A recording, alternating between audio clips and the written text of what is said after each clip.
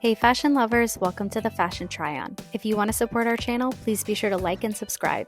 Today we are trying on the Lululemon Wunder Train high neck crossback tank in the color Hot Heat. This is a very buttery smooth tank. It has a very tiny razor back in the back, which might make it a little difficult to wear anything underneath it, like a bra or a sports bra or something like that.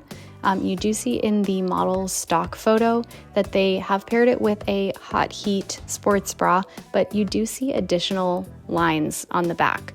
So keep that in mind when you are thinking about the coverage of this item. It might be that you don't want to wear a bra with it, but of course there are trade-offs with that.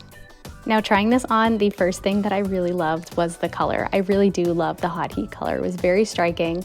The fit was great as well. And I can imagine myself wearing this when I want kind of like a low impact, low coverage undershirt for something else that I'm wearing instead of wearing a full sports bra.